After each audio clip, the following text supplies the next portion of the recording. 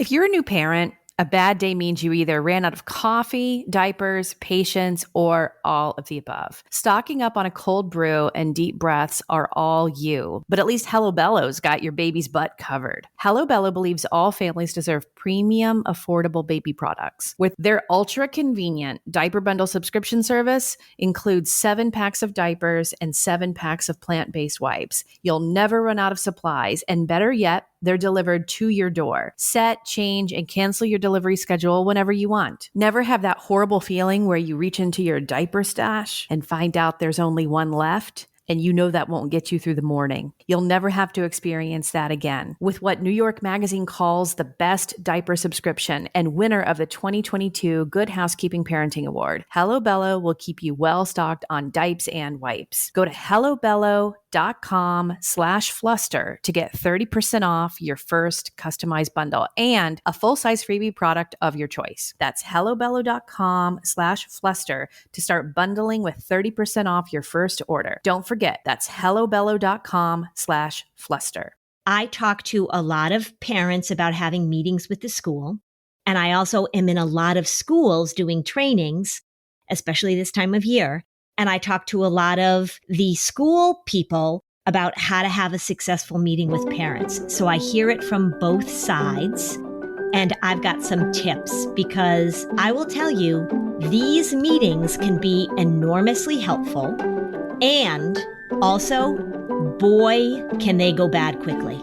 Welcome to Season 6 of Flusterclux with Lynn Lyons, where we talk about a family's anxiety and all the big feelings, too. We tackle the serious stuff without being too serious, and I'm your co-host, Robin. I'm Lynn's sister-in-law, and I'm here to ask your questions. And I'm Lynn Lyons. I'm an anxiety expert, speaker, mom, and author, and I've been a therapist for over 30 years. Parenting can be a Flusterclux, and I'm here to help you find your way. I'll give you concrete steps to take and the words to say.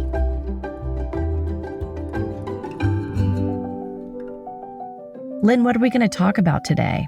Robin, here's what we're going to talk about.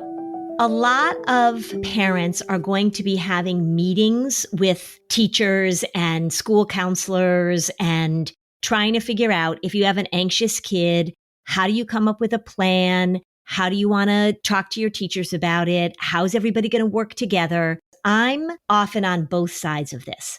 Yeah, you've mentioned this in other episodes, and you've hinted that with all the best intentions, it's very easy to feed anxiety and make it worse at the school. So it sounds like it's really important to get everyone on the same page. Yes. And also it gets really adversarial really quickly. Like I see that a lot for a few reasons. One is that a lot of times people don't really understand anxiety. I don't say that with blame. It's just a fact. Parents want the best for their children. If you have an anxious child, chances are you might be kind of a worrier yourself. So you are going to the school and you are feeling very vulnerable. You are feeling very exhausted a lot of the times. You're feeling like you're trying to do the best for your child, but you're so worried about your child being okay in school.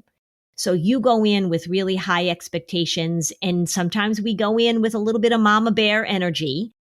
So that sort of sets things up. And then on the other side of it, with the best of intentions, schools can put things in place that actually are not helpful and actually make it harder on parents. And right away, everybody is working toward a different goal. I also think that in some of these meetings, there's a lot on the table. So sometimes you go into a meeting in which you're looking at an IEP, which is an individualized education plan.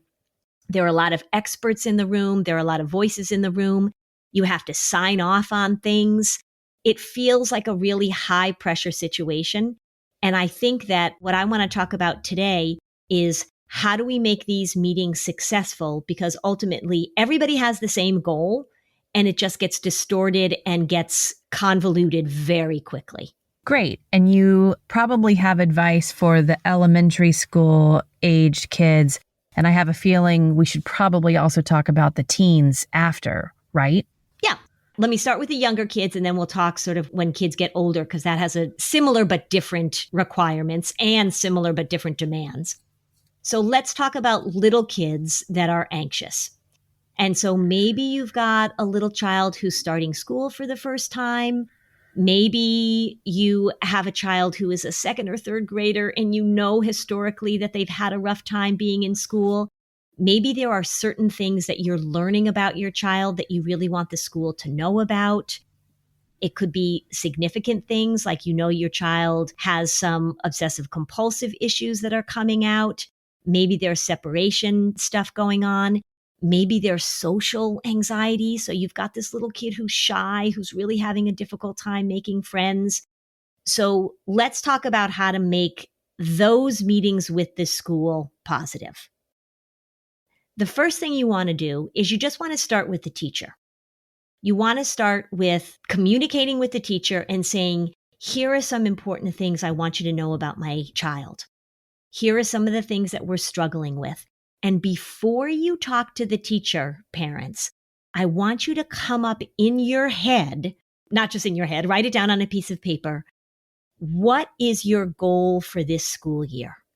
Because when you go into a meeting with a teacher or with the school counselor, the school psychologist, whoever it is that's there to support you, the question that I ask at the beginning of all these meetings is, if we had a successful second grade year, or if we had a successful kindergarten year, whatever, what would that look like at the end of the year?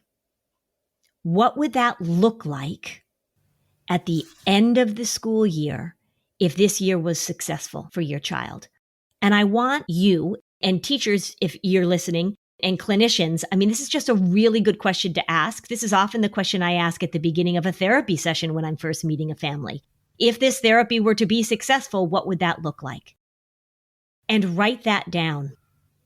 And when I'm talking to schools, when I'm talking to teachers, I advise that they write that down, because then that's something that we're going to go back and refer to over and over and over again.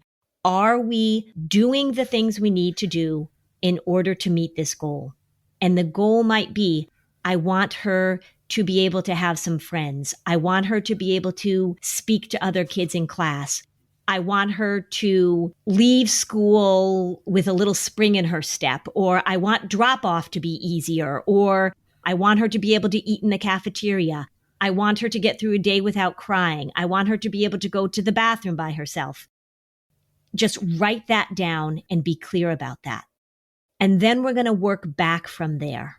Yeah, it's interesting. Everything you just listed as examples, when you focus on those outcomes, it would be a good idea for the parents to recognize, here is the emotional skill that needs strengthening. Mm-hmm. And then also the parents can ask themselves how they're trying to nurture that skill at home too.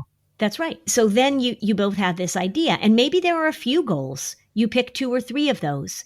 Then the question is, how are we going to help build that skill? And it might be an emotional skill. It might be a social skill. It might be a behavioral skill. It might be a figuring out how to handle things in a classroom skill, because there are little kids that haven't learned that yet. And then the teachers, the school staff, and the parents come together and say, how can we help build this? And then you begin to talk very concretely about what you're going to do at home and what the school is going to do at school. And then how are the school people and the family people going to communicate that? Keep it simple. Oftentimes, when I look at a IEP plan or I look at an accommodation plan, which we'll talk about in a moment, I see things that are too vague for my liking. So as you're coming up with this list of what you want your child to accomplish, stay away from that vague language of, I want her to be happy at school. Too vague. Too vague. And BS-y. Yeah, too vague. Yeah, as I always say, all the time. Well, and think about that. If your goal as a parent, if you worry about your child and your goal as a parent is that in second grade, I want her to be happy at school, and then she comes home because she had a sad day or a bad day, and then you get on the phone right away, like, what happened? Our goal was for her to be happy and she came home and she was sad. It just doesn't work, right? Right. Maybe a goal is, I want her to be able to put words to her feelings when she comes home from school. I want her to be able to handle making a mistake at school without falling apart. Be as specific as you can. And then you're going to talk to the school about that, and you're going to ask those how questions. How can we teach her this skill? And how will we know if we're making progress? We don't have to have a lot of data collection. We don't have to have things on a spreadsheet, but you want to just have a conversation between the parents and the school people that says, this is what we're working on. Now, you may have to brainstorm a little bit about how you're going to develop that skill. So maybe you will say, well, we really want her to be able to make some friends this year. That's a goal. We really want her to have friends. So you say to the teacher, how can we communicate together to make sure that we're working toward that? And the teacher might say, well, why don't I just pay attention to what other little students are in the class that I think might be a good fit? And I'll see if I can help model for them playing together or doing things together. And I will let you know if there's another child that I think that they're connecting with. I'll let you know so that maybe you and that child's parents can foster some play dates or get together. So there's a lot of communication about how are we going to coach these little kids to connect? How are we going to coach them to connect? Talk specifics and talk skills. Say one of the goals is, I want my child to be able to get into school in the morning without the horrible separation that's happening. We've got crying going on in the car. She's refusing to get on the bus. She says her tummy hurts. So you're going to have a conversation with the school about the skill that you need to learn in order to separate from your mommy or daddy. And that goes back to all of the things that we talked about. If you haven't listened to the Anxiety Disruptor series we did this summer, go back and review that. Make sure you and the school are using that same language. We're going to externalize the worry. We're going to give it a name. We're going to be very consistent in people using the same language. We should take a break, but when we come back, I want to ask you about school nurses. Oh, please do. Okay, so it is summertime and it is hot. It has been a really hot summer here in New England. I'm not complaining, but man, hydrating has been really, really important and necessary so that I can keep doing the things that I love to do outside all summer long. There are electrolytes and essential vitamins, clinically tested nutrients from the number one powdered hydration brand in America, Liquid IV. All summer, I have one big tall glass sitting in the fridge. I have my water bottle that I take to the gym or take hiking, and I'm just drinking it all day long. I don't have a very good hydration habit, people. I should drink more water. This has been a key to me getting in the hydration that I need all summer. It's really, really delicious. It hydrates better than water alone. It's got 3 times the electrolytes of the leading sports drink. It's always non-GMO, vegan, gluten-free, dairy-free, and soy-free. If you get the Hydration Multiplier sugar-free product, it's got no artificial sweeteners, 0 sugar, 4 delicious sugar-free flavors. I love it. So indulge in hydration this summer with Liquid IV. Get 20% off your first order of Liquid IV when you go to liquidiv.com and use the code FLUSTER at checkout.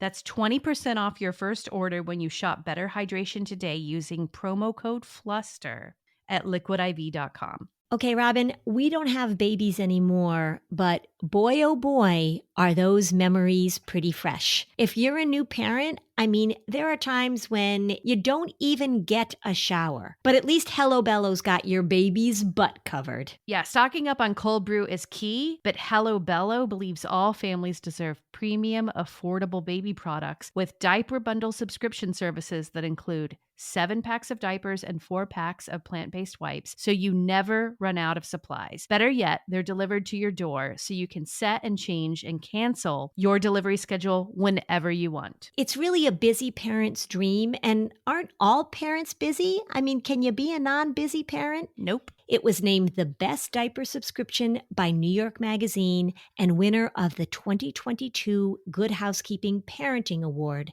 Hello Bello will keep you well stocked on diapers and wipes. Go to hellobello.com/fluster to get 30% off your first customized bundle and a full-size freebie product of your choice.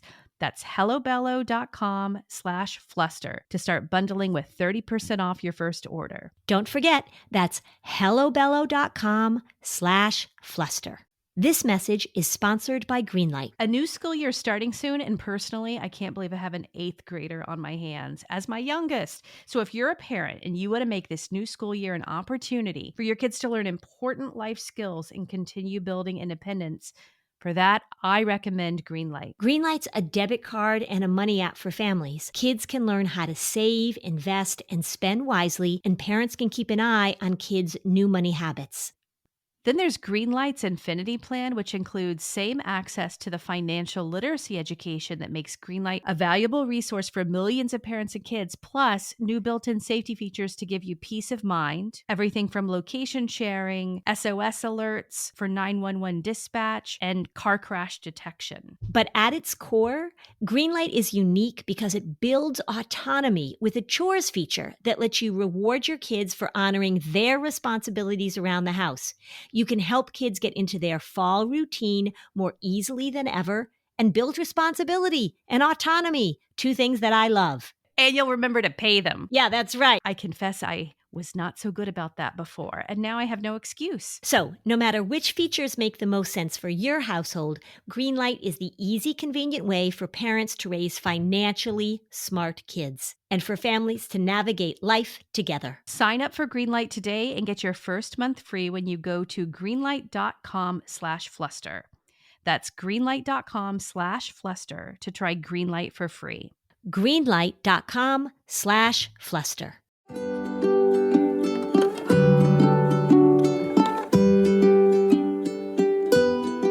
Okay, we're back. So, Lynn, you always say that school nurses are some of your biggest heroes, especially on the front line of really helping a child manage this. I imagine getting a school nurse involved and on the same page for those physical symptoms of anxiety is key. Tell us about that. Yeah, so I love you, school nurses, if you're listening. What's interesting to me about that, I'm so glad you asked me about that, Robin, is because very often when I ask about school meetings, and very often when I'm asked to come into school meetings, because I will do that for my clients, I'll be at that school meeting, whether they usually know I'm coming, is that the school nurses aren't there, which is always surprising to me. And when I'm training a bunch of school nurses, I'll say, how many of you are routinely invited to meetings about this anxious student? And very few generally raise their hands. So I want the school nurses to be in the loop because say one of the goals is I want the child to be able to reduce visits to the school nurse. That's a really good goal. Or I want the child, when they go to the school nurse, here's a goal that you can have. When they go to the school nurse, I want them to have the language to walk in and say, I'm here to see you because my worry is making my tummy hurt. That's a skill that we can teach kids because then they are connecting and articulating what's going on inside of them. Instead of saying, I have to go to the school nurse because I'm sick. Right. So if a school nurse knows, and generally they know, they figure out pretty quickly who the frequent flyers are. Because I always say the school nurse is such a wonderful resource to have for all sorts of things, but really for anxiety and for worry. You show up at the school nurse and we teach kids that language to say, I'm here because my worry is making me feel badly, or I'm here because my worry is making my tummy hurt. And then the nurse says, oh, let's talk about how we're going to manage your worry.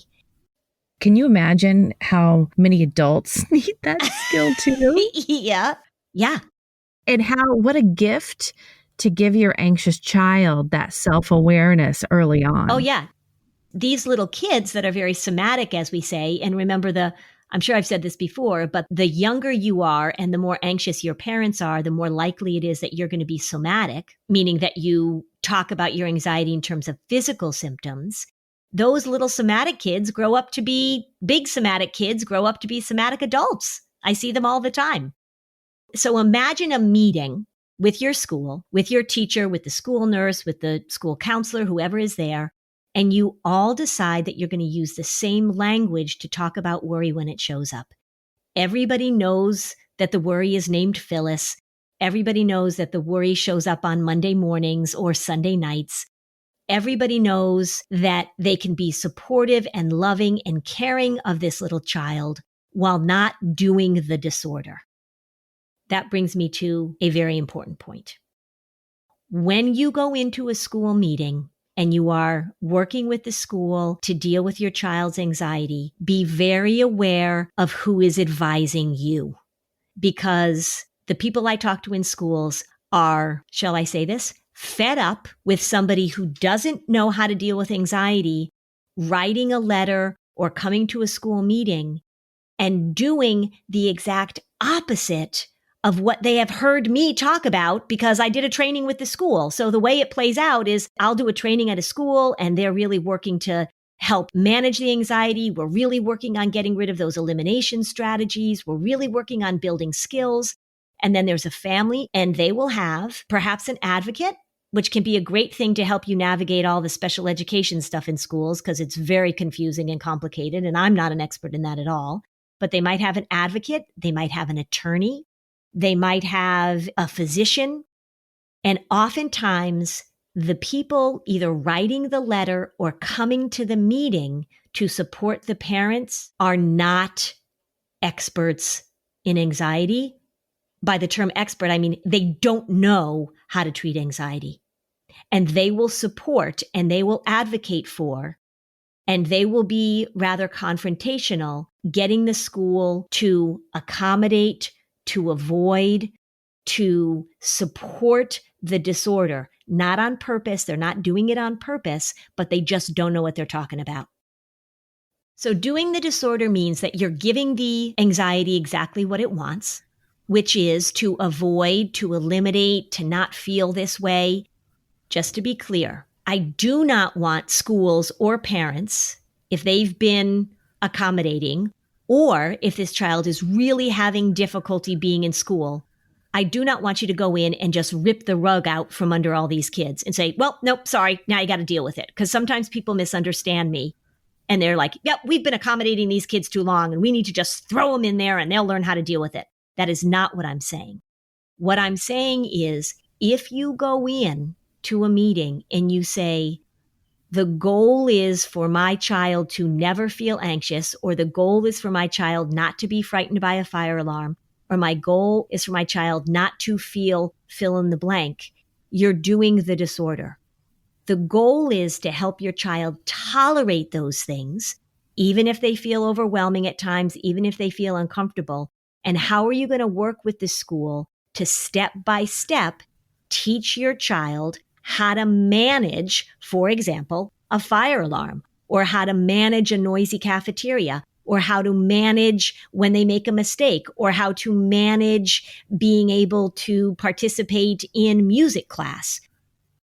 What you want to talk about is not these blanket accommodations that say we will remove this child forevermore, but to say, what can we do starting where the child is right now? What can we do to talk about the worry, right? We're going to externalize it. We're going to give it a name.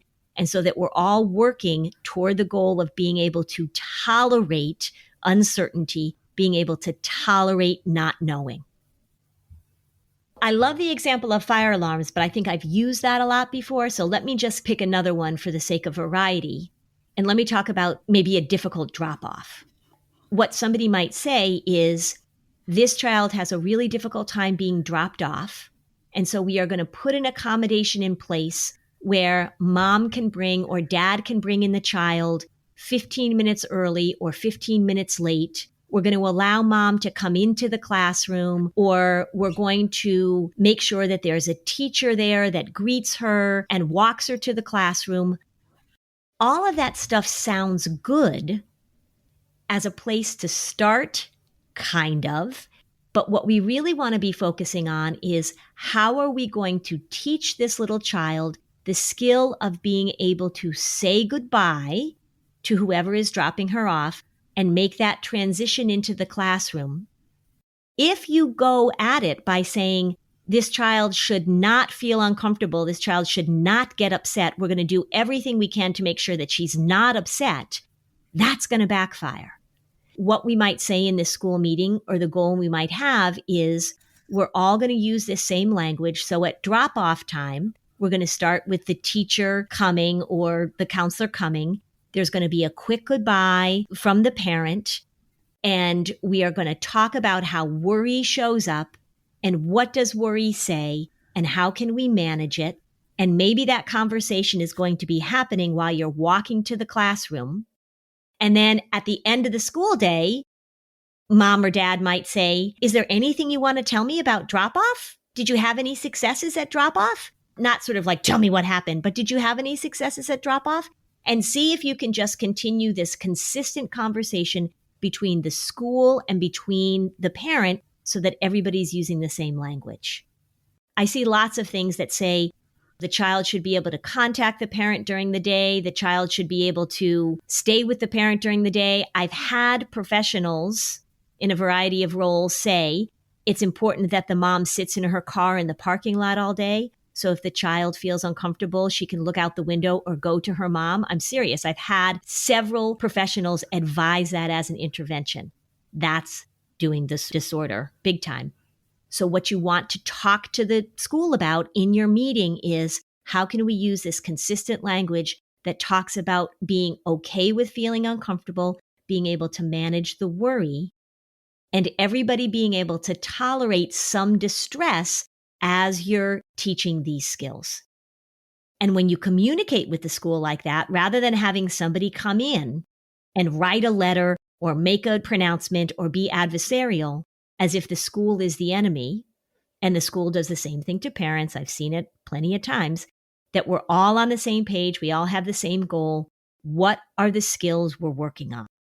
If you keep that question at the forefront of your mind, then you're all going to be talking the same language to the child, and that's enormously helpful. And you do it with love and support and encouragement, and parents need a ton of encouragement in this.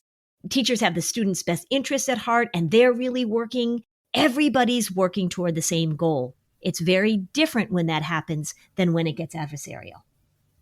But say one of our listeners, say that family has read your book, listened to the podcast, saw you speak, and they really get that they're trying to increase the skill of tolerating discomfort.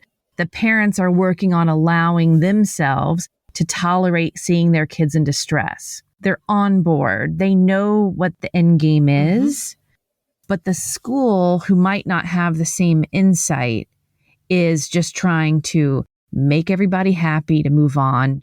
They'll say we don't have the capability of personalizing or being patient for or whatever. What happens there? I'm sure you've seen that. Yes, a lot, actually. And I've also seen, so let's remember that we have anxious parents, but we also have anxious teachers, right? So the teachers are really feeling anxious about doing harm. So they're worried that, oh my gosh, if I allow this child to feel distress, I'm somehow hurting them emotionally. I'm not being supportive. So teachers have a lot of worry and concern about doing the wrong thing. So I absolutely see that. So I think the parent in that situation can say to the teacher, can say to the school counselor, this is the plan that we're working on. And let me just give you a script. Let me just give you the language that we use. And also, just so you know, when we talk to little Amanda about her worry part, which we have named Joseph, Amanda very often gets pissed at us and tells us that it's not Joseph, but we stick with it. So as much as the parents can sort of coach the school and to say, look, this is not complicated, but it can be hard work. We need to be consistent, but we really want you to use this language. Generally, most of the time, the school is like, oh, great. Thank you for telling us. I have had situations, it doesn't happen that often, but I have had situations where a teacher who is not really informed, and this generally actually happens with OCD more than anything else, the teacher will insist that that's not the problem. The teacher will insist that the child's being stubborn. The teacher will insist that a child who's having a great difficulty with anxiety or OCD actually has an attention problem. The teacher will insist that it's a naughty behavior. That's really hard for me to deal with because, again, the teacher is not conversant and won't go along with the plan. I've had that happen Probably more times than I'd like. It's not the rule. It's the exception, not the rule. At the beginning of the school year, for my kids that are anxious, I very frequently meet with their team. Sometimes I go in person. Sometimes I do it on a Zoom call. And for the most part, the team at school is really, really grateful for information, concrete information. This is the language that we're using. The other thing I'll say about this, Robin, is that when schools say to me, we don't have the time or the resources or the wherewithal to do what you're asking, Lynn, or to do what you're asking parents, what I will say to them is, I know for a fact that when you do the disorder and the disorder gets worse, you are spending an enormous amount of time in mop-up mode. So I am trying to have you be proactive rather than reactive. But I know that for kids that are not going to school, for kids that are not able to stay in the classroom, for kids that are really struggling with their social issues, those kids will end up eating up a lot of your time and resources. So don't tell me you can't do this now, because I know you're going to have to do it later. So I really try and say, like, let's put in the work, let's front load this, because it's going to be preventative. And that usually is enough to get people's attention. So now let's go the other side. I know we have a ton of teachers who listen to the podcast. So they're like, oh, okay, I have this anxious kid. The parent comes in and wants to just do the disorder. Yes. I know there are like dozens of teachers listening right now who are like, yes. Yeah. Give the teachers what to say and what to do. No, and you're exactly right, because when I'm doing school trainings, when I'm doing teacher trainings, that's probably the most frequent question that I get asked, is that a teacher will raise their hand or a school counselor will raise their hand and say, okay, so I agree with everything that you're saying and I feel like I can do this. The parent is not on board. Point number one, if a parent completely refuses to do any of these things that we're talking about, that's not on you, teacher, because if I'm doing therapy with a family and the parent is like, nope, we're not doing any of that, I don't get very far either. So know that you're not going to bat 1,000. And there are some situations in which the parent is going to just refuse. And if a parent comes into a meeting or into a conversation with a lawyer or with an advocate or a doctor's note, oftentimes the school feels like they're pretty handcuffed with that. So knowing that, and that's okay, and I get it, and sometimes you're just going to have to be like, all right, there's not much we can do. But if you can establish a relationship with a parent, and if you can say very early on, I know from hearing from the teacher last year, or I know from other meetings that you've been involved in, I know that your child is really struggling with some anxiety issues. I'd love to have a conversation with you about how we can teach your child the skills that they need in order to move forward. Would you be open to having a conversation about that? Anxiety is really powerful when we let it run the show. And I certainly don't want to see your child struggling so much.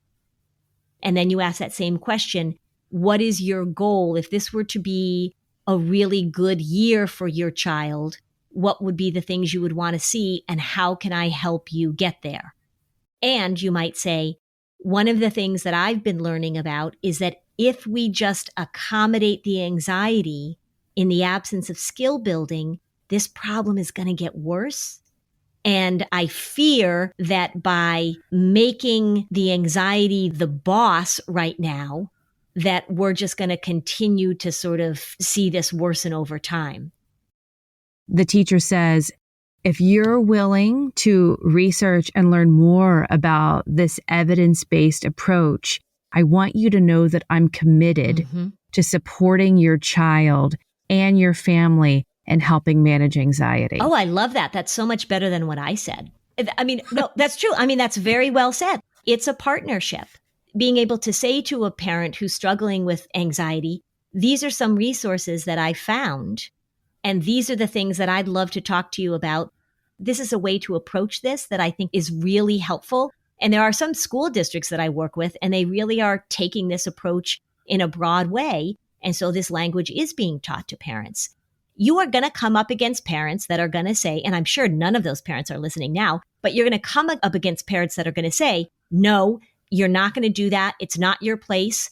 I'm going to do what I want to do. You know, sometimes you just have to cut your losses and recognize that. But I love that statement of this is a partnership. Here's some interesting information, and I am fully committed. I said at the beginning that these meetings get very adversarial very quickly. And it is mainly because people just don't have adequate or evidence-based or appropriate information about how anxiety works. In all sorts of settings, people do the disorder, not because they're trying to make the anxiety worse, but because they're doing what works in the short term or what feels loving or caring or intuitive. Really, the idea that this is a partnership where all groups are going to be informed about how this thing works. I'll tell you, I've seen amazing things happen in classrooms with teachers and parents that are working together. It really is fabulous. I will go into a school meeting next week and I will meet with the team, with the parents, and I already know that we are going to make progress this year because of the communication that I've gotten from the school, right? It just works. Well, after we take a break, I want to hear some specific tips for the high school population. There's some things in life that are okay to be a total crapshoot, like trying a new type of milk in your coffee. The oat milk was terrible. Or an Amazon impulse buy. The underwear was weird. Okay, well, what about serving your toddler a new pasta shape? That is truly a crapshoot. That truly is.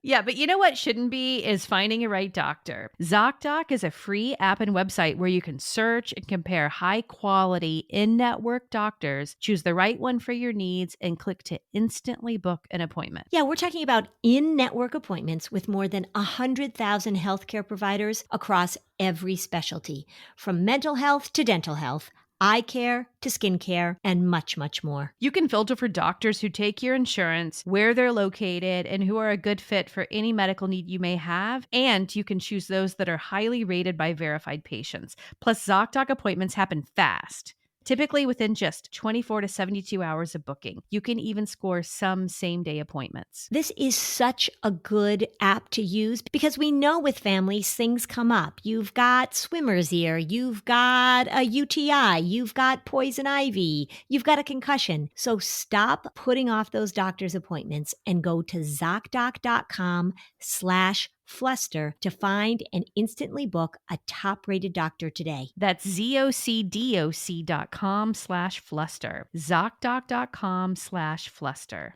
There are so many coaches today. Lumen is the world's first handheld metabolic coach. It's a device that measures your metabolism through your breath, and on the app, it lets you know if you're burning fat or carbs and gives you tailored guidance to improve your nutrition, workouts, sleep, even stress management. All you have to do is breathe into your Lumen first thing in the morning, and you'll know what's going on with your metabolism, whether you're burning mostly fats or carbs. Then Lumen gives you a personalized nutrition plan for the day based on your measurements. You can also breathe into it before and after workouts and meals so you know exactly what's going on in your body in real time. And Lumen will give you tips to keep you on top of your health game. Your metabolism is your body's engine. It's how your body turns the food you eat into the fuel that keeps you going. And because it's the center of everything your body does, optimal metabolic health translates to a bunch of benefits. Easier weight management, improved energy levels, better fitness, sleep, all the stuff that matters to you. It can also track your cycle as well as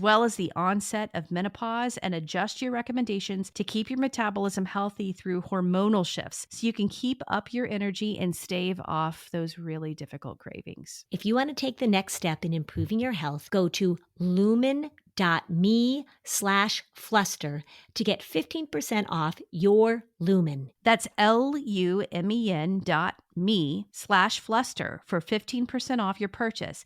Thanks, Lumen, for sponsoring this episode. My dad works in B2B marketing. He came by my school for career day and said he was a big ROAS man. Then he told everyone how much he loved calculating his return on ad spend. My friends still laugh at me to this day. Not everyone gets B2B, but with LinkedIn, you'll be able to reach people who do. Get $100 credit on your next ad campaign. Go to linkedin.com/results to claim your credit. That's linkedin.com/results. Terms and conditions apply. LinkedIn, the place to be, to be.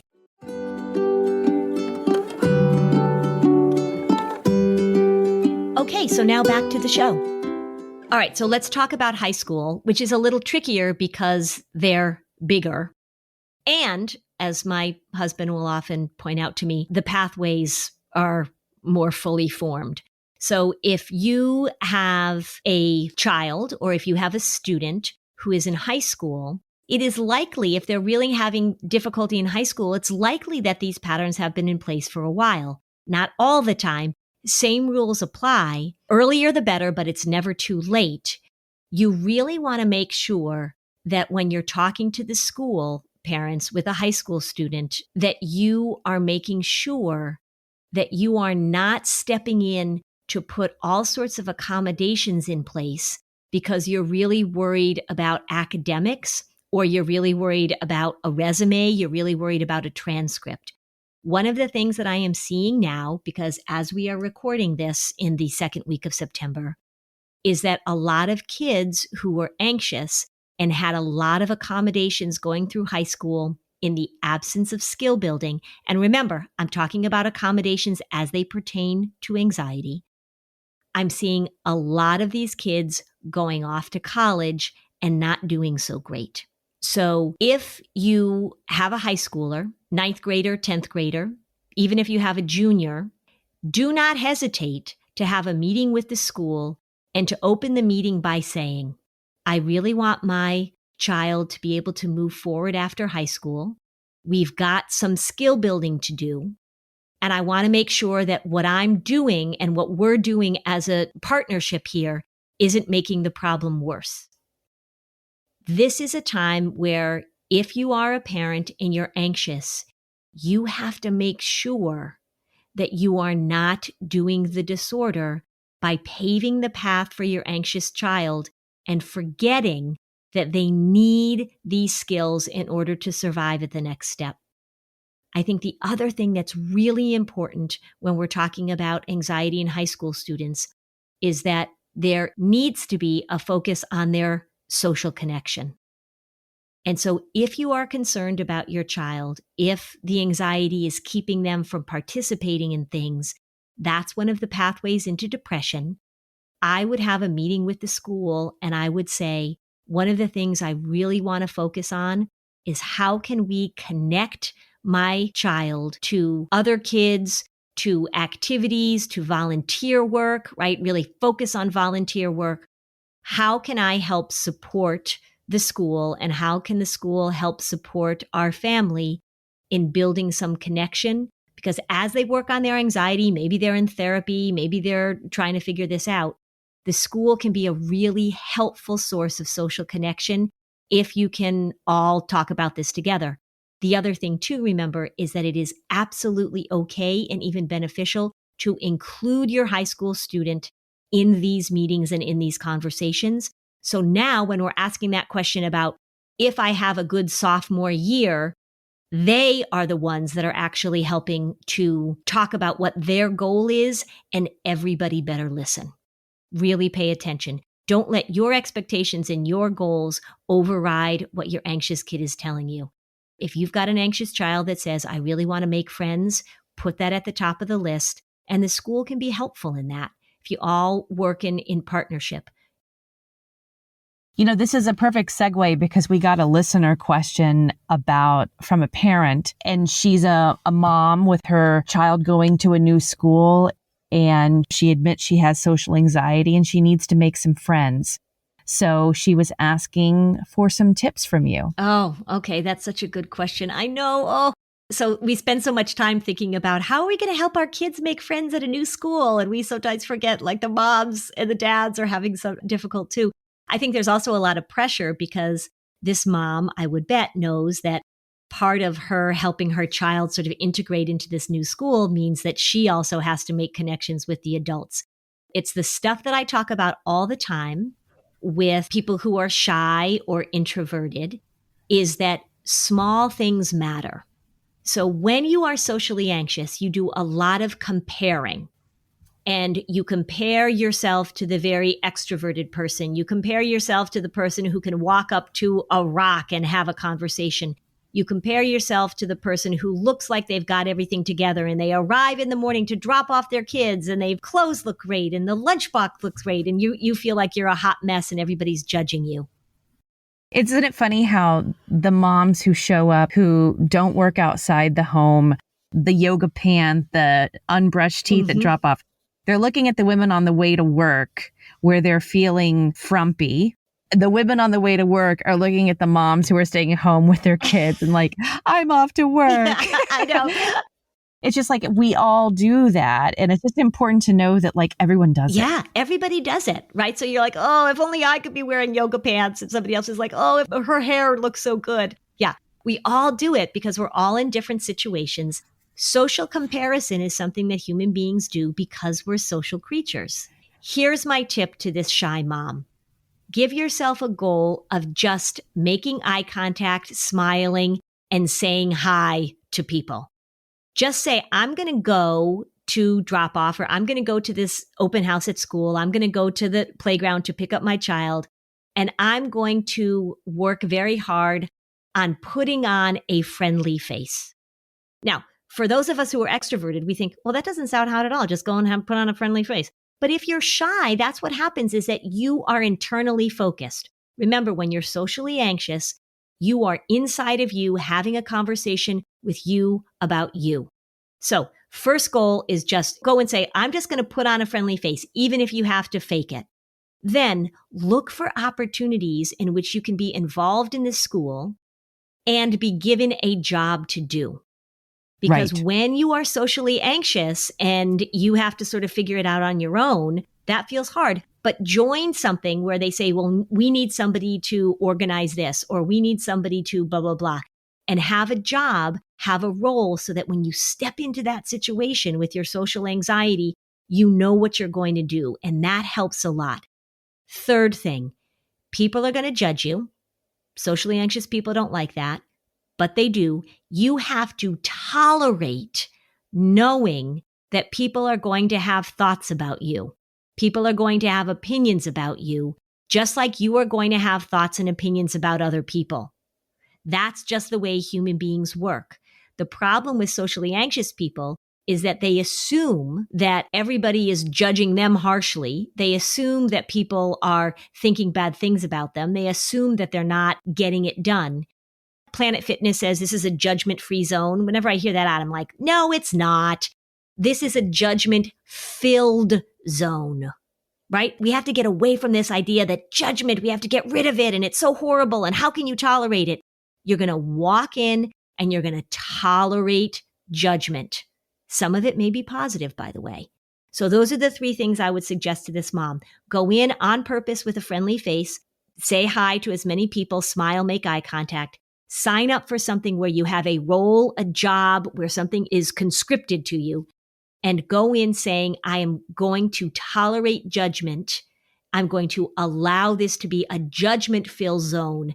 As crazy as that sounds, it takes the pressure off, and it's actually more realistic than thinking you have to go in and not be judged. That doesn't work. I'd love to add a couple of things I feel like I have learned as a mom, and now I'm done with the elementary school chapter. Okay. Here's a weird truth. I think that all the moms are hanging out and going and doing things that you're not invited to. Everyone has this assumption that there's like all of these things going on that you're not a part of. That is something every mom feels. Yep. So that's like a universal thing. So if you have that feeling and it's holding you back, everyone has that feeling. Second thing is, I think, especially if it's hard to make friends and you are shy, it can feel like a lot of pressure because you think like, I got to do this because I got to help my kids have friends and socialize. Until you find a couple of kids at school where that happens, any socializing with other kids of people you already know matters. That's right. And just the kids are still getting experience playing with other kids. So maybe it's cousins. Maybe it's someone that you knew from college or whatever. Like any of those types of friends still give your kids some social skills that they need. And then the other thing is, here's some good news. when your kids get older, the kids dictate their social lives and all of this stuff kind of goes away. Yeah, that's right. It's true. And so that's what, like, there's a light at the end of the tunnel. There is a light at the end of the tunnel. Yeah. And the other thing too, I think, just to sort of add on to that, is that we put a lot of pressure on ourselves as moms that our kids' schedules are supposed to be full all the time. And so if we're working or if we're more introverted or we don't have any new mom friends to hang out with, we feel like our kids have to be busy all the time and have to be scheduled all the time. That is so far from the truth. It is really okay for you and for your child to have free time in which you're not scheduled. That's not a way to measure your success as the mom of a young child, is how busy your kid is. It's really okay for them to play with Legos. So you know how like family members have different nicknames and stuff. I just want to tell you, this is the best nickname ever. And I actually have permission from my friend to tell this, but she said I have to use a different first name. So I'll call her Sally. So Sally's my really good friend. She's super funny. And she has a little niece who's 2. And the niece has named the grandfather Tall Baby. I just picturing like a bald head and a big belly. No, that's the best part. It's not about his physique. It's about the way he moves through the world. And according to my friend Sally, it is the most appropriate name that you could give this guy. So they all call him Tall Baby now, like to his face. I was out on a bike ride with her and the phone rang and she goes, "Oh, it's Tall Baby. I'll have to call him back later." That's what she calls her dad now. They all call him Tall Baby. And they're like, "Oh my God, it's perfect." And it took the 2-year-old to come up with this name. It's just the best name ever. Yeah. So don't be a tall baby, everyone. It will catch up to you. It will catch up to you. Yeah. Thanks for listening. And if you found this podcast helpful, please give us a 5-star review on Apple Podcasts. It helps other people find this information. And if you'd like to dig deeper on any of these topics, we have specialized playlists on our Spotify profile, and the link is in the show notes. Topics like teens, depression, and OCD. Bye, Lynn. Bye, Robin. I'd like to introduce you to the Minimalist Moms podcast. It's hard enough being a mom, and the last thing you need is stress from too much stuff and an overcrowded schedule. For too long, I lived with the mindset that bigger was better, and the more I added to my life, instead of feeling better, I felt overwhelmed. It was time for a radical new mindset. Less is more. I'm not into extremes. I didn't throw everything away. My brand of minimalism is more about adding than subtracting. Get rid of the excess to make room for what you love. In other words, it's about living life with purpose. I hope you'll listen in, and my guest and myself can inspire you to think more and do with less. The Minimalist Moms podcast, available wherever you listen to podcasts.